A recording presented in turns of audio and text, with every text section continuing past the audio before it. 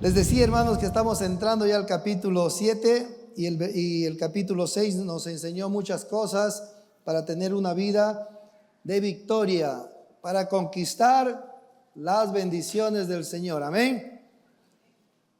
Hermanos queridos, Dios quiere que su iglesia, su pueblo, sea un pueblo victorioso, un pueblo vencedor, un pueblo que logre alcanzar lo que Dios dijo que ellos pueden alcanzar. Amén. Y por eso, estas 2 semanas pasadas recibimos una hermosa enseñanza de cualidades, de actitudes que debemos de tener.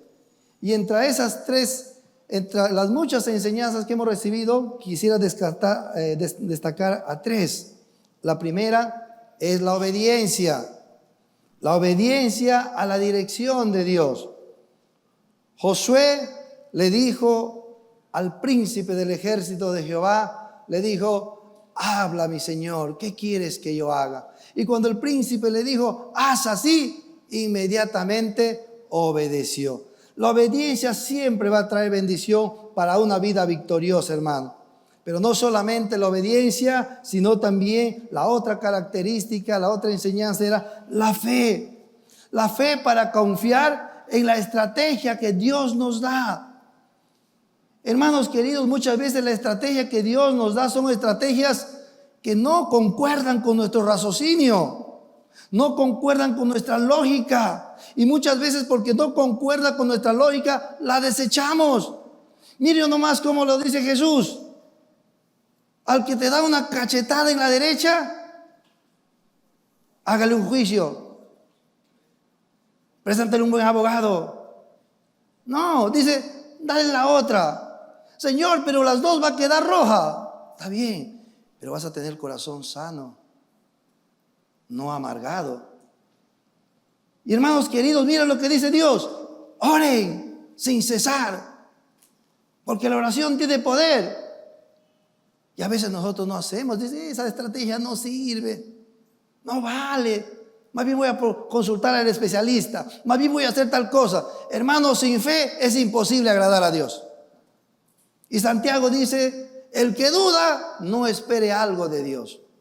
Así que la obediencia, la fe y la tercera característica, la paciencia.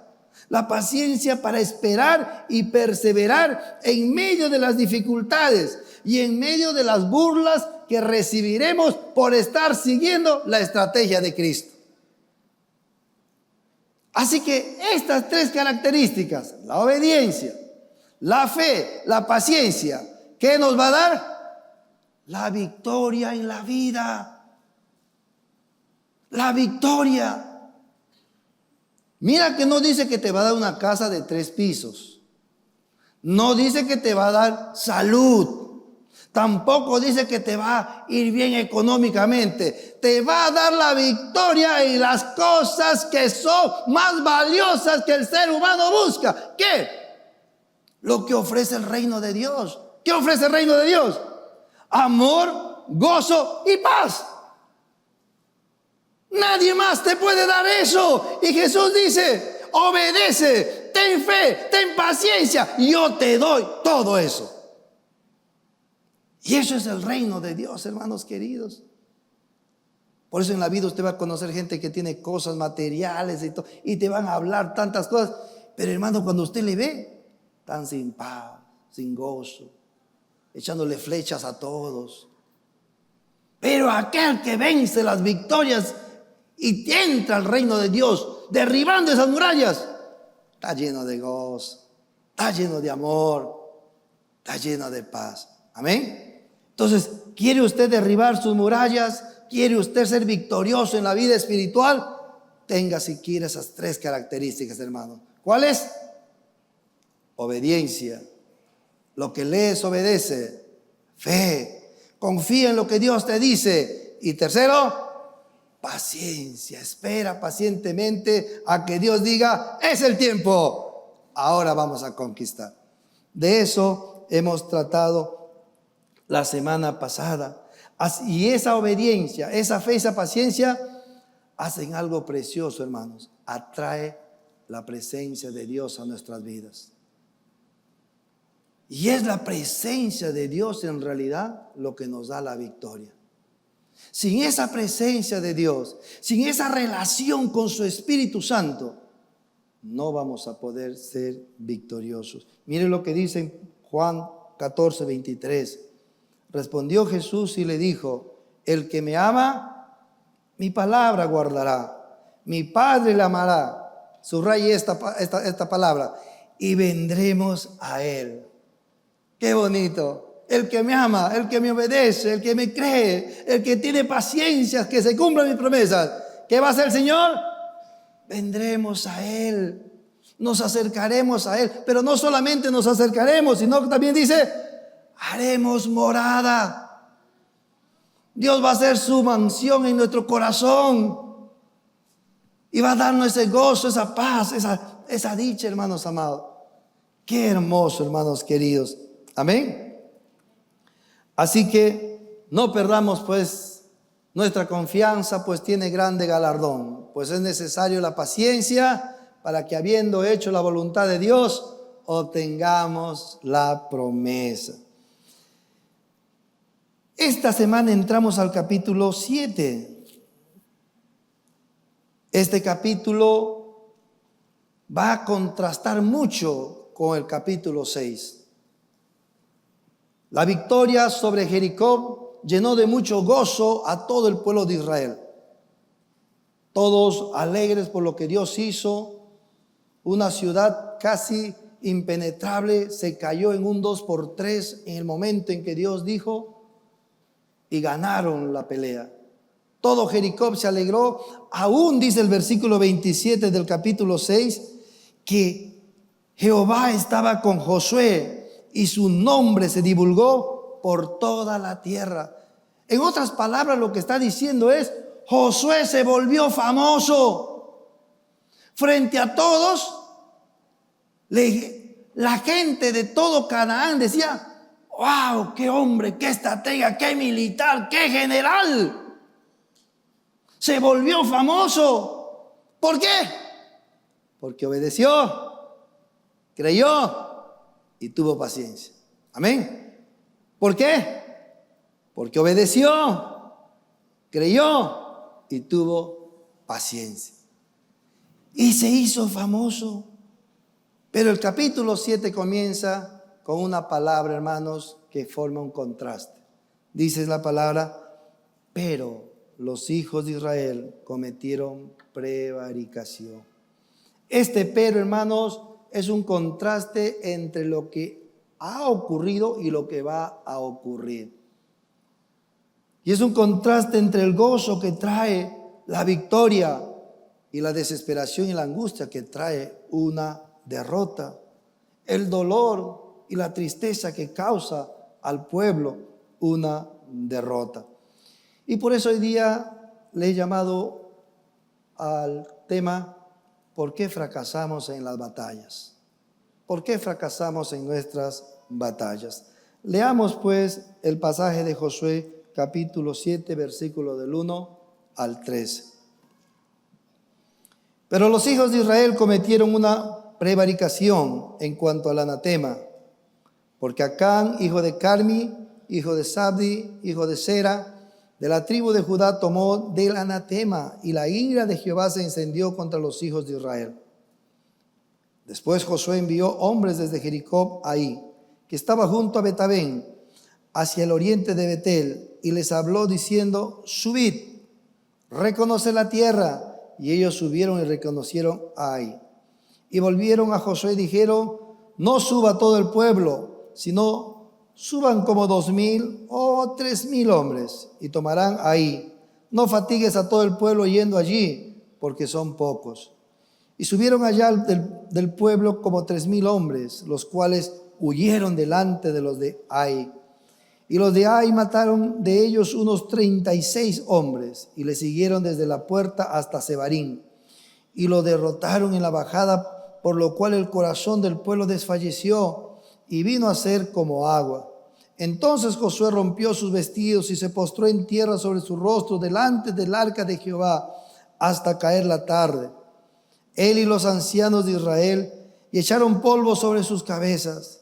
Y Josué dijo: ah, Señor Jehová, ¿por qué hiciste pasar a este pueblo el Jordán para entregarnos en las manos de los amorreos para que nos destruyan? Ojalá nos hubiéramos quedado al otro lado del Jordán. Ay, Señor, ¿qué diré ya que Israel ha vuelto la espalda delante de sus enemigos? Porque los cananeos y los moradores de la tierra oirán y nos rodearán y borrarán nuestro nombre de sobre la tierra. Entonces, ¿qué harás tú a tu grande nombre? Y Jehová dijo a Josué: levántate, ¿por qué te postras así sobre tu rostro? Israel ha pecado y aún ha quebrantado mi pacto que yo les mandé. Y también han tomado del anatema, hasta han hurtado, han mentido y aún lo han guardado entre sus enseres.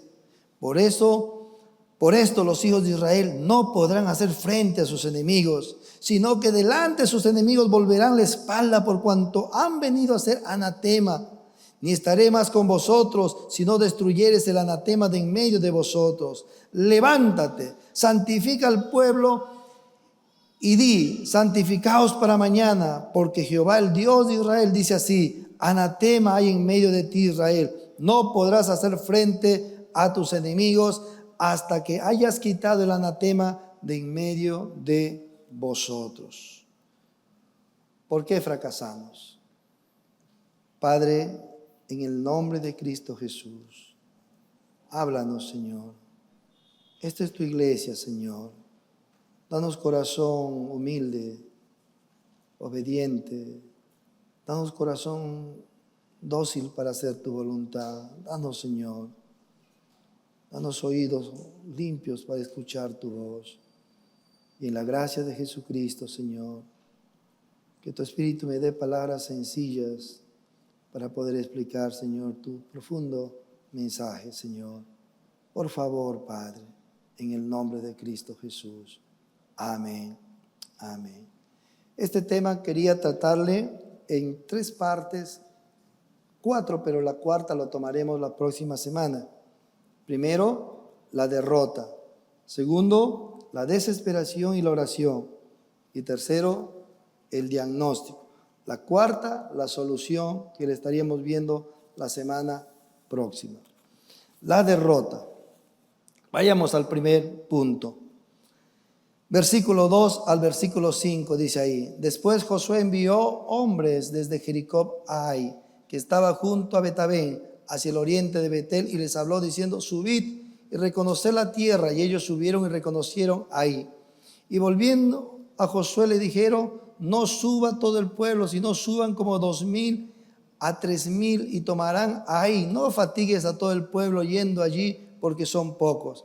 Y subieron allá del pueblo como 3,000 hombres, los cuales huyeron delante de los de Ai. Y los de Ai mataron de ellos a unos 36 hombres y le siguieron delante de la puerta hasta Sebarín y lo derrotaron en la bajada, por la cual el corazón del pueblo desfalleció y vino a ser como agua. Ahí era una ciudad más o menos a 24 kilómetros de Jericó. Ahí, a diferencia de Jericó, no era una ciudad grande, ni tenía las fortificaciones ni murallas grandes que tenía Jericó. Ahí era una ciudad pequeña, levantada en un monte pequeño también, con pocos habitantes. Y entonces el pueblo de Israel había ganado la batalla Jericó. Y dice que aún se levantó el nombre de Josué por todas partes. Y ellos se regocijaron por esta victoria. Pero lo que vemos en estos versículos es que la actitud de Josué para atacar ahí fue diferente a la actitud de Josué cuando atacó a Jericó. Cuando Josué ataca a Jericó, él mismo sale del campamento a buscar cómo hacer la estrategia. Y cuando estén haciendo la estrategia, Jesucristo reencarnado se encuentra con él. Y él se postra y le adora. Y ahí le dice: Señor, ¿qué quieres que yo haga? Y el Señor le dice: Josué, esta es la estrategia para que tengas la victoria. Y Josué cree eso y obedece. Pero a Josué le pasa ahora lo que a veces nos pasa a cada uno de nosotros. Cuando logramos ciertas cosas en la vida y estábamos orando y Dios nos da la victoria en muchas cosas, ¿qué pasa? Se nos sube a la cabeza. Por alguna manera nosotros comenzamos a creer que somos nosotros, que yo fui, que yo soy, que yo lo alcancé. Y nunca entendimos que la gracia de Dios me dio esa victoria. Que la gracia de Dios me dio esa profesión, que la gracia de Dios me dio esa casa, esa familia. Por algún motivo se me subió a la cabeza. Y eso es lo que vemos en Josué, que en vez de volver a postrarse y decirle: Señor, ¿cómo vamos a ganar la batalla en ahí? ¿Qué hace Josué? Le manda 2 hombres, vayan, chequeen cómo es. Y vienen los 2 hombres, que también son tan diferentes a los hombres que fueron enviados a Jericó. Los que fueron enviados a Jericó volvieron y dijeron: Josué, Dios nos ha entregado este pueblo. Todos están atemorizados. Estos 2 que fueron enviados ahí vienen y le dicen: Josué, uy, el pueblito es chiquito, cholo, tranquilo, mira, no movilices mucha tropa, 2,000, ya máximo 3,000 manda. Eso es para nosotros comido. ¿Qué nos hace ver eso? Que parece que ellos depositaban su fuerza y su confianza en sus propias fuerzas, en sus propias habilidades, en sus propias estrategias. Ellos comenzaron a apoyarse en sí mismos. Hay exceso de confianza. Ponen toda su confianza en sus propios planes. Y querido hermano, cualquier plan de un hijo de Dios en el cual Dios no está involucrado, en el cual Dios no está avisado, es un plan que va a fracasar. Es un plan que va a ser derrotado. Y eso es lo que nos muestra estos pequeños versículos, ese exceso de confianza. Josué oró antes de hacer el plan a Jericó, ahora no ora. Hermanos queridos, muchos cristianos somos así. Solamente oramos cuando estamos en la última. Cuando ya no podemos. Cuando ya no hay ninguna puerta, recién ahí le vemos venir los martes a la oración. Pero ni siquiera viene a orar, pastor, una consulta. Si la cosa es buscar a Dios, si la cosa era consultar a Dios, buscar su dirección, buscar en su palabra lo que Dios quiere para ti. Y vemos a Josué así. Por eso el gran Salomón, escribiendo uno de los proverbios, dice así, Proverbios capítulo 3, versículos del 5 al 6, dice así: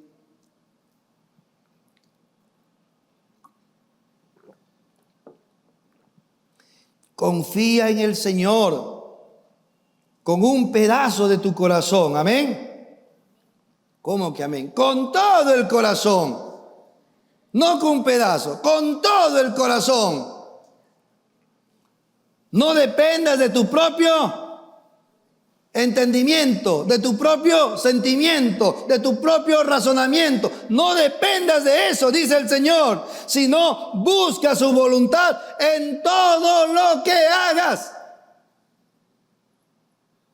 Busca su voluntad en todo lo que hagas y Él te mostrará cuál camino tomar. Qué precioso, ¿eh? Tenemos la costumbre de buscar su voluntad solamente en las cosas que creemos que no entendemos, que creemos que superan nuestras fuerzas. Ahí sí vamos a orar. Hasta hacemos cadenas de oración. Pero en las cosas que nos parecen pequeñas, no, yo lo resuelvo. Tengo el dinero, tengo la fuerza, yo lo voy a hacer. Pero aquí dice el proverbista: busca su voluntad en todo lo que hagas. Ora por todo y por todos. Esa es la voluntad de Dios y Él te mostrará cuál camino tomar. Pero Josué y los hombres confiaron en su propia fuerza. Se olvidaron de depender de Dios. Estaban muy confiados en sus propios brazos. Pero, sorpresa, parecía que Dios estaba al lado del enemigo. Que ellos salieron corriendo, huyendo. Y eso trajo confusión al corazón de Josué. Llegaron a perder 36 soldados y su corazón desfalleció y vino a ser como agua. Hermanos queridos, cuando confiamos en nuestras propias fuerzas, en nuestro propio entendimiento, en nuestro propio corazón, ten cuidado. Estás caminando a tu derrota. Estás caminando a golpearte, a lesionarte. Ten cuidado cuando Dios te advierte en su palabra, cuando Dios usa a tu padre para decirte, hijo, no. Cuando Dios usa a tu pastor y te dice, hermana, no. Ten cuidado, porque te estás yendo a golpear. Por eso es que Dios es serio con esto. Y hermano querido, separados de mí, dijo Jesús, nada podéis hacer. La victoria en Cristo Jesús no depende de nuestras fuerzas, no depende de quiénes somos o cuánta teología sabemos. La victoria de Cristo en nuestras vidas depende de que Él esté a nuestro favor, de que Él nos dirija, de que Él nos diga cómo y qué hacer. Amén. Por eso es que Pablo repite continuamente, los que son hijos de Dios tienen el Espíritu de Dios y andan en el Espíritu de Dios. Amén. De eso es. ¿Cómo podemos aplicar estos versículos a nuestra vida? Que antes de actuar, ponte a orar, hermano querido. Ponte a orar por tus hijos, ponte a orar por tu negocio, ponte a orar por tu vida espiritual, ponte a orar por tu mamá, por tu papá, ponte a orar por tu hermano que te pelea, ponte a orar antes de actuar. ¿Por qué, hermano querido? Porque si no te pones a orar antes de actuar, te aseguro que vas a orar después con la derrota y con la confusión que te va a venir. Por eso alguna vez algún predicador aquí en este púlpito dijo, hermanos, vengan a orar. Hermanos, vengan a orar. Los martes es de oración, los viernes es, vengan a orar, hermanos. Pero no me preocupo, dijo el predicador. Si no vienen hoy, van a venir, porque de alguna forma Dios les va a traer. Así que yo les invito a que no vengan chancaditos, ven antes a orar, amén. Ven antes a clamar al Señor, ven antes a pedirle dirección, ven antes a pedirle fuerza, ven antes a decirle, Señor, dime tu estrategia, dímelo. Amén. Y yo todos los martes lo voy a estar esperando. Ojalá no venga chancadito. Ojalá venga fuerte. Pastor, voy a tomar algo, así que vengo a orar antes para poder buscar la dirección de Dios. De eso se trata, hermanos queridos. Así puedo aplicar esto. Así que si no te pones de rodillas antes de pelear, nos pondremos de rodillas después en confusión, en desilusión y arrepentimiento por el fracaso que vamos a tener. Segundo punto. Como hemos fracasado, eso nos va a llevar a la desesperación y la desesperación a la oración.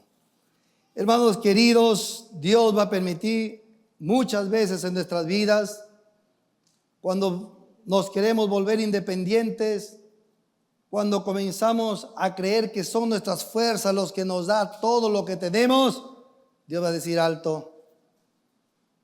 Quiero que entiendas que quien te da todo eso soy yo. Y va a permitir fracasos. Y va a permitir derrotas. ¿Por qué? Porque son ellas las que nos atraen hacia Él.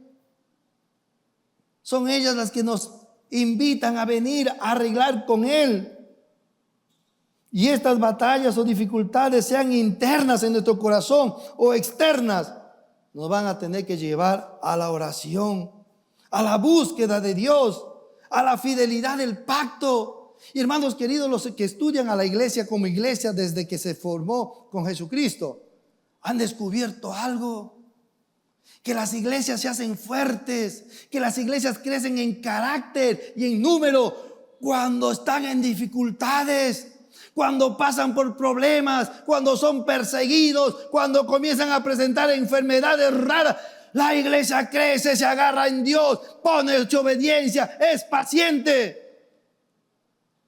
Por eso cuando usted ve a la iglesia de Esmirna, de Apocalipsis capítulo 2, usted va a ver cómo Jesús le dice: yo te conozco y sé que pasas tribulación, yo sé que el enemigo está peleando contigo, pero tranquilo, yo estoy contigo, dice ahí. Pero también los estudiosos han descubierto que la iglesia se desvía de Dios cuando le va bien, cuando la billetera está gruesa, cuando la salud está fuerte, cuando no hay nada de dolor, cuando la rodilla no duele. La iglesia se desvía. Y es como la iglesia de la Odisea, del capítulo 3 de Apocalipsis, donde Dios le dice: tú crees que eres rica, tú crees que eres grande, pero eres pobre, estás desnuda, le dice, porque descuidaron de relacionarse con Dios. Así que las dificultades y muchas veces las presiones de la vida es bueno porque nos llevan a la oración. Amén. Y qué bueno que este líder entiende que es tiempo de buscar a Dios. Gracias a Dios que Josué no fue a donde un especialista y le dijo: hermano, he perdido con ahí, ¿qué hago? ¿Cuánto mandaste? 3,000, manda 10,000. Inmediatamente, manda 10,000. Y así somos nosotros a veces, hermanos. Josué se fue, recordó que alguien le dio la estrategia una vez. Recordó que alguien le habló, le dijo: así vas a tener tu victoria. ¿Y qué hizo Josué? Volvió su mirada a Dios.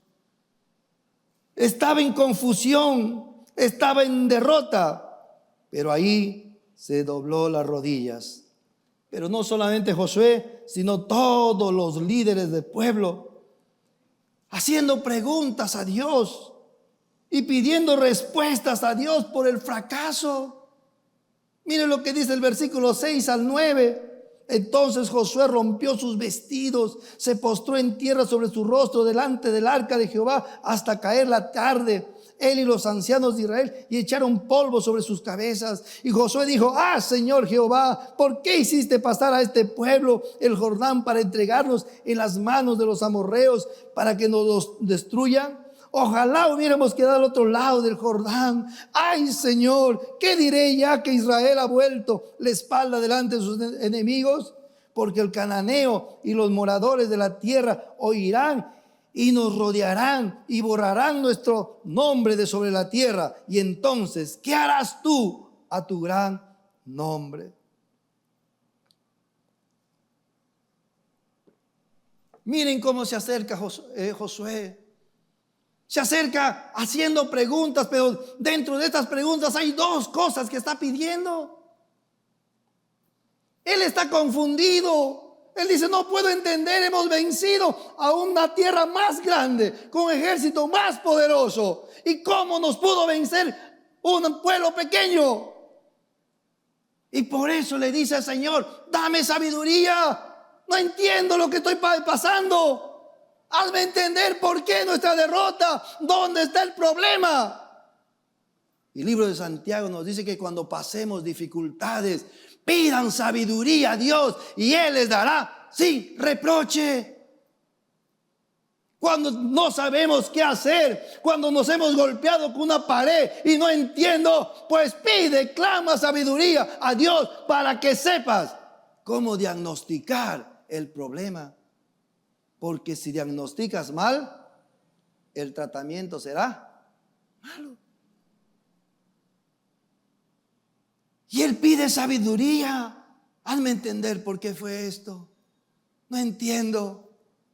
Pero lo segundo que pide en el versículo 9 es, Señor, sobre todo, mire lo que dice el 9, ¿qué harás tú a tu grande nombre? ¿Sabe qué significa eso? Señor, te pido, glorifica tu nombre. No sea tu nombre marchado por la derrota de nosotros.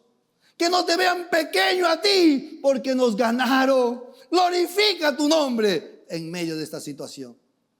Y hermanos queridos, ¿cuántos de nosotros nos acercamos así al Señor? ¿Cuántos de nosotros le decimos, Señor, estoy pasando esta enfermedad, glorifica tu nombre en esta enfermedad para tener paciencia, para cambiar cosas que tengo que cambiar? Glorifica tu nombre, Señor, para que todos puedan decir, ese es un cristiano. Wow, esa es una cristiana. Y eso es lo que buscaba en desesperación y oración Josué. Y esa oración le lleva a hacer un buen diagnóstico. Toda oración, hermanos queridos, va a ser respondida.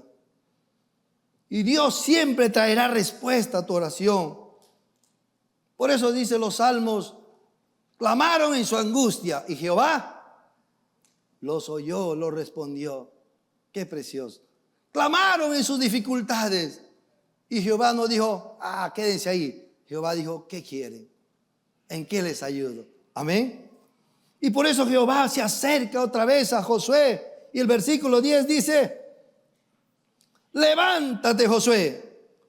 ¿Por qué te postras así sobre tu rostro? Josué, dolido, se rompió la ropa, se echó polvo a la cabeza y todo el día se puso a orar junto a los líderes. Y ahí viene la respuesta de Dios a su oración. Y le dice, Josué, levántate. Qué raro esta indicación del Señor, ¿no? Si toda la palabra de Dios dice, oren, oren sin cesar, busquen a Dios. Y viene Dios y dice, levántate. Pero ¿por qué le dice levántate? Porque Dios le está diciendo, Josué, el problema no soy yo.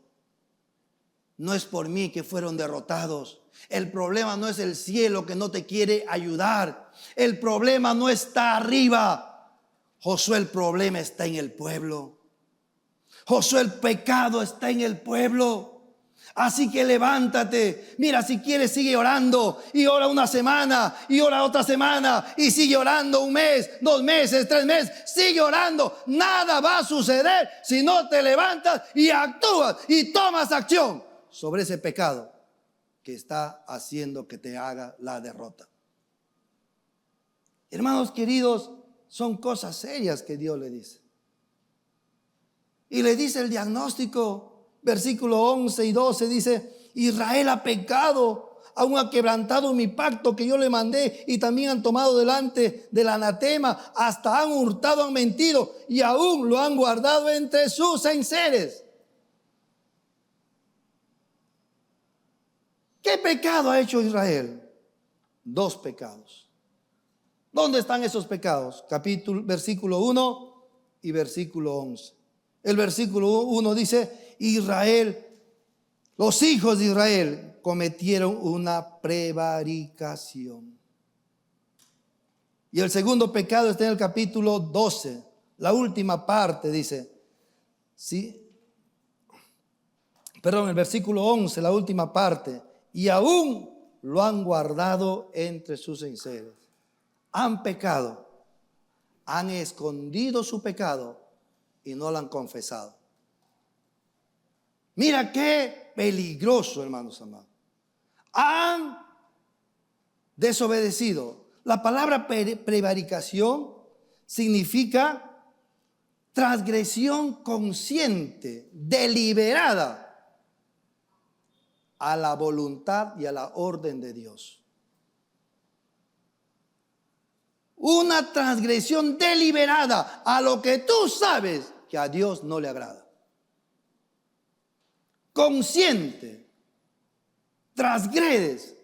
Eso, hermano, es prevaricación. En otras versiones dice, han desobedecido. Y en otras versiones dice, han sido infieles al pacto. Y la ira de Jehová se encendió sobre Israel. La desobediencia es un pecado que levanta la ira de Dios, hermano. ¿Por qué? Porque la desobediencia apunta al corazón de la relación de confianza que debemos tener Dios y su pueblo, que le debe obedecer. La desobediencia rompe esa relación y Dios levanta su ira y su furor porque han desobedecido. Y Acán es el culpable. Acán despertó la ira de Dios contra su pueblo, porque Dios había dicho en el versículo 17 del capítulo 6, dice: y será esta ciudad anatema a Jehová con todas las cosas que en ella hay.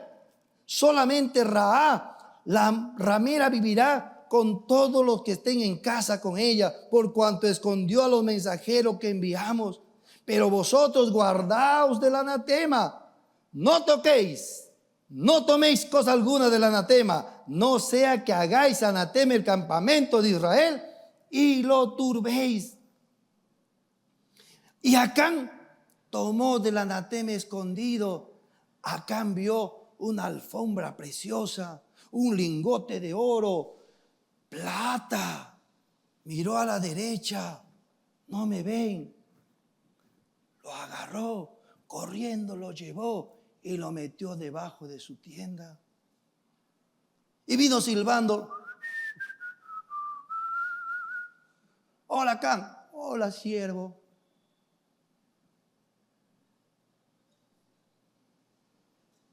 Acán creyó que se salió con la suya.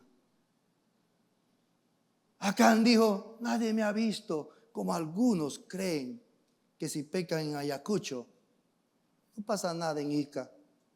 Mi esposa no ve, mis hijos no ven, no pasa nada. Como algunos creen que si pecan en su trabajo no pasa nada, porque yo respeto mi casa, todavía dicen. ¡Sí pasa! ¿Sabe por qué pasa? Porque Dios sí lo ve. Dile al que está a tu lado: Dios te ve. Dile: Dios te ve. Que quede claro en tu corazón que Dios te ve. Nada es oculto a las cosas de Dios. Y Acán dijo: no pasa nada, allá ganamos, estamos tranquilos. Pero dice Números capítulo 32, 23, dice así: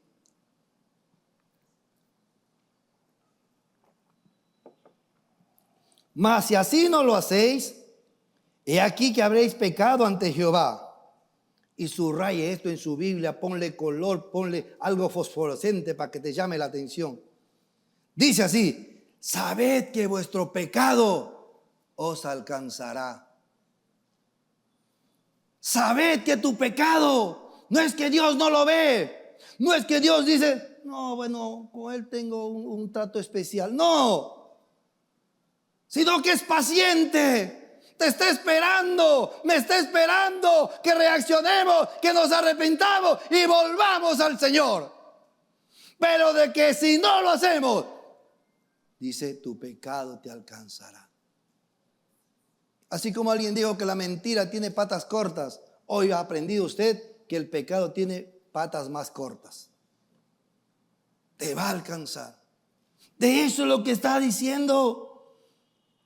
Y es que Dios, hermanos queridos, no usa doble balanza.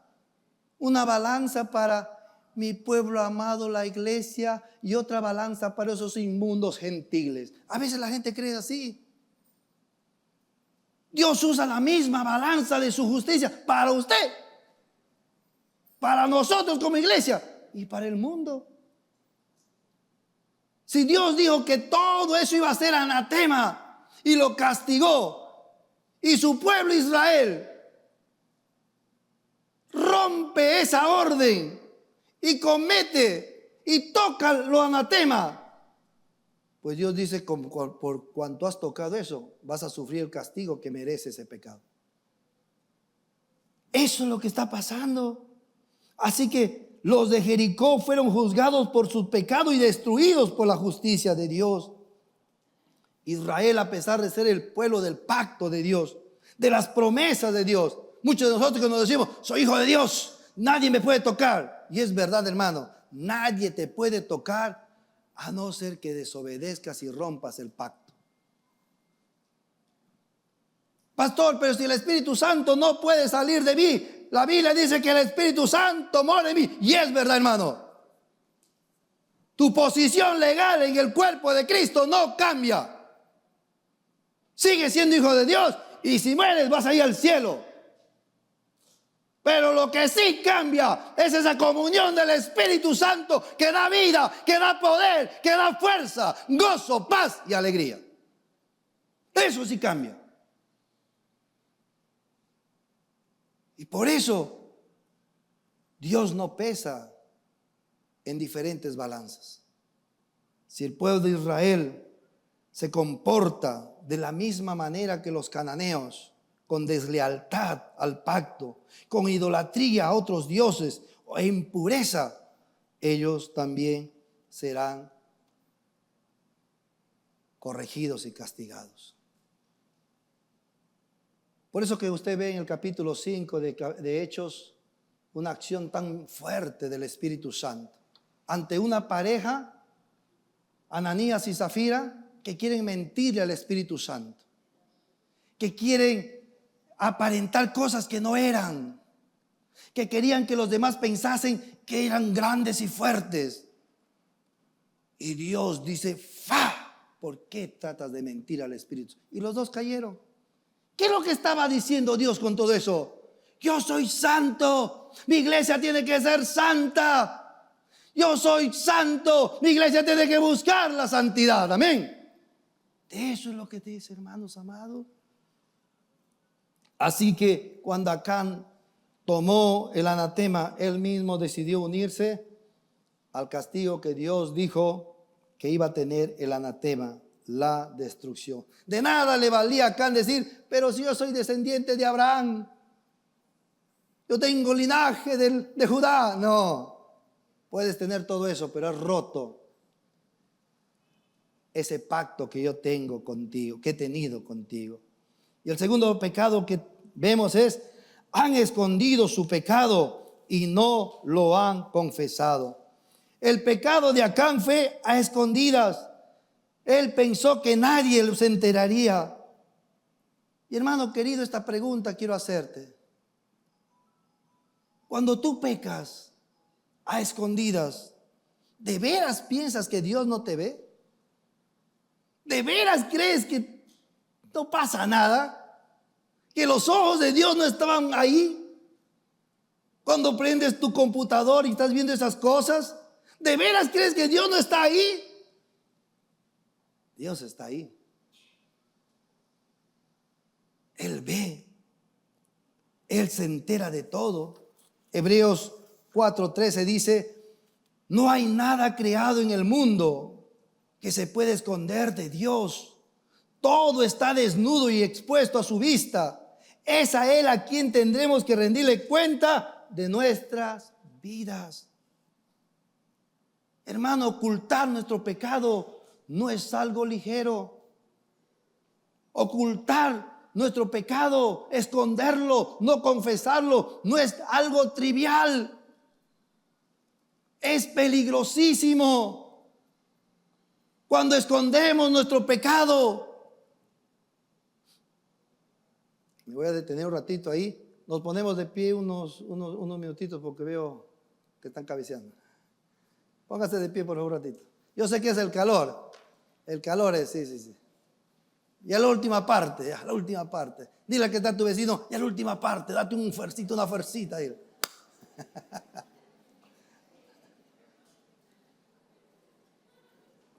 Nos sentamos, hermanos amados.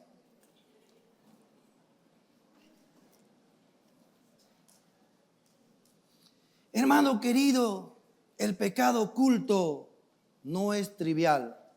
El pecado oculto no es poca importancia. Escuche bien. ¿Por qué? Porque el pecado no me afecta solamente a mí.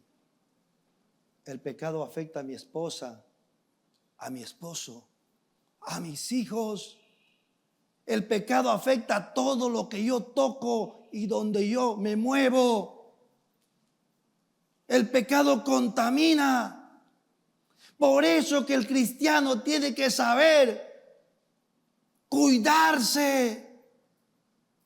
Porque Dios ve a la iglesia no en forma individual.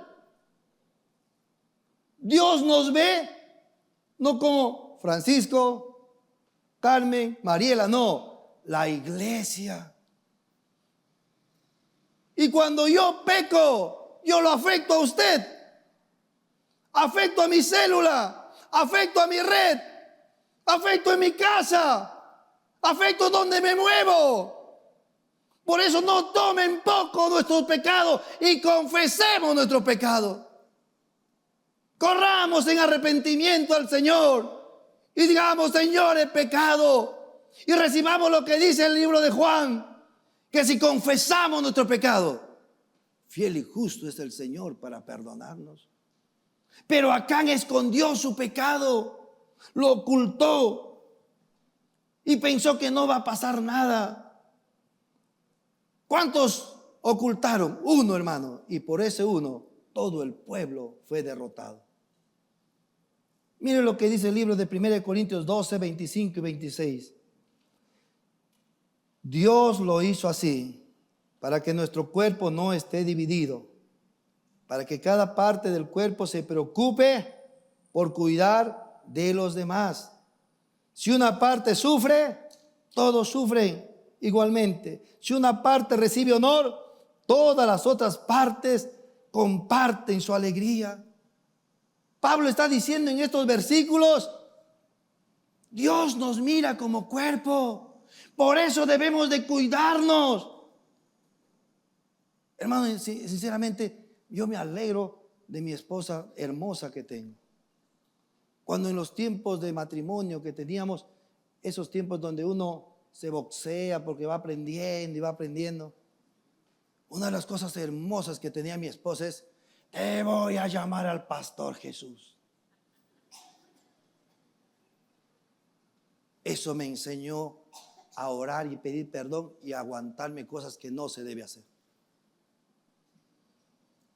Y gracias a Dios que me ayudó, porque somos un cuerpo, hermano. ¿Cuántos de nosotros ocultamos cosas y nos aguantamos, estamos corriendo a destruirnos? No, ¿qué va a decir el pastor? ¿Qué van a decir? Yo seré el líder. Lo que se dice es gloria a Dios cuando ese hombre reconoce su pecado, se arrepiente y se aleja de eso. De eso se trata, hermano. Por eso la Biblia dice: cuídense para cuidarse de los demás mutuamente. Porque cuando yo peco, ¿a quién afecto? A usted. Y cuando usted peca, ¿a quién afecta? A mí. Por eso que la próxima semana, cuando hablemos de la solución, va a ser fuerte la solución, pero necesaria en el cuerpo de Cristo para tener la victoria. Para no vivir en fracaso, para no vivir en derrota. Así que querido hermano, la desobediencia a Dios y ocultar mi pecado siempre será un camino que nos traerá derrota. Pecar y esconder nuestro pecado y no confesarlo siempre traerá dolor a mí y a los que más amo, querido hermano. A los que más amo. ¿Por qué? ¿Por qué se sucede eso? El versículo 12 nos dice esto: por esto los hijos de Israel no podrán hacer frente a sus enemigos, sino que delante de sus enemigos volverán la espalda, por cuanto han venido a ser anatema. No estaré más con vosotros. El pecado oculto, no confesado, hace que la presencia de Dios, la relación con su Santo Espíritu, se malogre. El Santo Espíritu de Dios se entristece, es resistido y por último es apagado en nuestro corazón. Por eso es que hay muchos cristianos que no disfrutan de gozo, amor y paz. gozo, amor y paz. Porque esa es la bendición de Dios, no cosas materiales. El reino de Dios consiste en que el corazón tenga gozo, amor y paz. El resto, si tengo, hermano, gloria a Dios. Si no tengo, sigo siendo feliz. De eso se trata, hermano. Por eso es que necesitamos confesar nuestro pecado, arreglar con Dios para renovar y restaurar nuestra relación con su Santo Espíritu, para poder recibir su ayuda poderosa y su gracia. ¿Cómo aplico estos versículos a mi vida actual? Que sin la presencia de Dios, hermanos, no hay victoria. No voy a poder vencer a mis vicios, a mis malos hábitos, a cosas que tengo en mi corazón, si no me acerco a Dios y le confieso: Señor, esto soy. Si no tengo un amigo que diga: ¿sabes qué, amigo? Quiero decirte, ya le dije a mi Dios y Él me ha perdonado, pero quiero decirte para que me ayudes. Yo tengo esta cosa que me hace tropezar. Ayúdame, llámame. Todos los domingos pídeme reportes de cómo me ha ido, para poder aprender a rendir cuentas. Así que cuando la palabra te diga: haz esto, obedezcamos, hermanos queridos. No entremos a la desobediencia. Nunca la victoria en la vida cristiana es por tener dinero. Nunca piense así usted de otro cristiano que tiene prosperidad económica. Ay, él habla así porque tiene. No, hermano querido. La victoria en la vida espiritual no es por dinero. No es por altos estudios teológicos, ni tampoco por buenas estrategias que aplicamos. La victoria en la vida espiritual es porque he aprendido a obedecer. No he roto el pacto que Dios hizo conmigo, que Él será mi Dios y yo le seré por pueblo. Amén. De eso es lo que nos dice. Y por eso es importante que si usted peca, que va a pecar de seguro, corra inmediatamente. No lo guarde, no lo esconda. Corra, expóngalo a Dios. Arrepiéntase y salga de ese hoyo. Porque si no, está corriendo a la derrota. Si quiere leer algo sobre eso, Salmos capítulo 32, es el Salmo de David, que guardó su pecado por casi un año.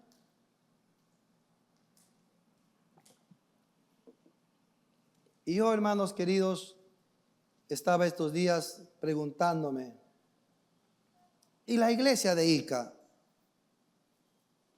¿Qué anatema tendrá en su corazón? Porque nosotros ya no estamos peleando con Jericó material, con murallas materiales.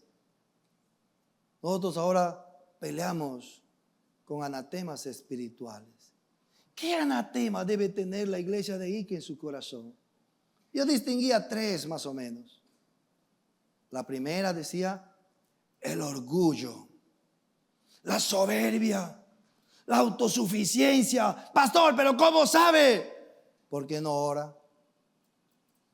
¿Por qué hace sus cosas sin oración? Porque todo lo decide si hay plata o no hay plata, y nunca dice: Dios suplirá conforme a su riqueza y gloria. Ya le pedí a mi Padre, Él responderá. Y hermano querido, quien no ora, en realidad está mostrando que es soberbio, que todo lo sabe, todo lo puede. Y Dios quiere que ese anatema lo borremos, lo saquemos de nuestro corazón. Pero no solamente ese anatema. Yo pensaba también en otro anatema: la amargura en el corazón. La amargura que no sale porque no te atreves a perdonar ni a pedir perdón. Porque hasta ahora no puedes ir a pedir o a perdonar a aquel que te ha lesionado, ultrajado, lastimado. Lo único que haces es mirar hacia un lado. Como hoy día con alguien que hablaba, decía: pastor, pero yo le sirvo a mi hermano. Hermana, la Biblia dice que hasta puedes entregar tu cuerpo entero, pero si no lo haces con amor, no vale nada, no sirve nada. Todo parte del amor. Y la amargura nos roba el amor, hermanos. La amargura quita el amor que Dios ha puesto en nosotros y nos hace reaccionar y actuar como no debemos reaccionar y actuar. ¿No será esa también otra anatema que yo tengo? Y la última, quizás para los jóvenes, ¿no será un anatema en mi corazón la pornografía que estoy mirando? La pornografía que me está atando, que nadie sabe, pero eso es lo que está trayendo maldición a la casa. Eso es lo que está trayendo discusión, pleitos, iras entre padres e hijos, y eso aparece en la iglesia. ¿No será eso? Y hermanos queridos, tal vez el Espíritu Santo te está haciendo recordar algo que tú tienes. ¿No será momento de decirle, Señor, y escucharle a Jesús, a Dios decir, levántate, esto no va a salir con oración, tienes que actuar sobre eso, tienes que cortar eso, tienes que tomar decisiones? Y esta es el buen tiempo de tomar decisiones. Cierre su ojo, querida iglesia,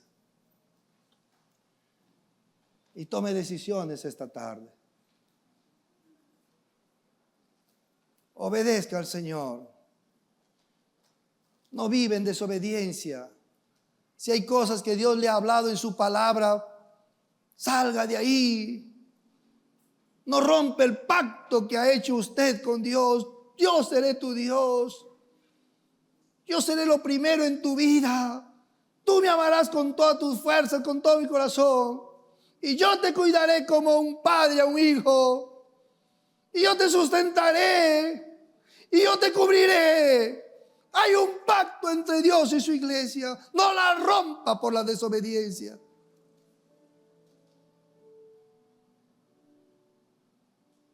Por eso, si hay algo que tiene que hoy tomar acción, tómelo esta mañana. Renuncie esta mañana a esa cosa pecaminosa. Quítese de su corazón. Dile, Señor, ya no más. Señor, lo que sea, haz, pero ya no más esto. Por favor, Señor. Y mientras la iglesia está orando, quiero pedir y quiero invitar también esta tarde a algún amigo que esté en medio de nosotros.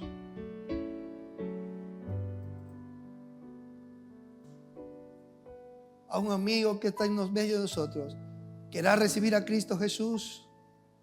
¿Quiere ser un hombre de victoria y no de fracasos por falta de la presencia de Dios en tu vida? Dios ofrece el perdón de los pecados, paz con el cielo y su Santo Espíritu para que te guíe a la victoria. Habrá aquí en esta tarde algún amigo, alguna amiga que por primera vez le quiere entregar su corazón a Dios. Levanta tu mano, quiero orar por ti. Habrá alguien que por primera vez le quiere entregar su vida al Señor Jesús. Levanta tu mano en alto, quiero orar por ti. Habrá alguien. Todos somos cristianos. Si hubiese alguien, levante su mano ahí. Quiero orar por ti. Si no hubiese, ponte de pie, querida iglesia. Pongámonos de pie acá todos. Pongámonos de pie todos. Y dile hacia el Señor, Señor Jesús, tu Espíritu me ha hablado. Hay cosas que tengo que sacar de mi corazón. Hay cosas que he estado ocultando y pensé que nadie me ve. Pero hoy he escuchado que me va a alcanzar. Hoy he escuchado que lastima a mí, a mi familia, a los que más amo, a mi célula, a mi red y a mi iglesia. Díselo, perdóname, Dios. Límpiame, Dios. Lávame una vez más. Rompe esas cadenas que me ataban en vicios. Rompe esas cadenas que me ataban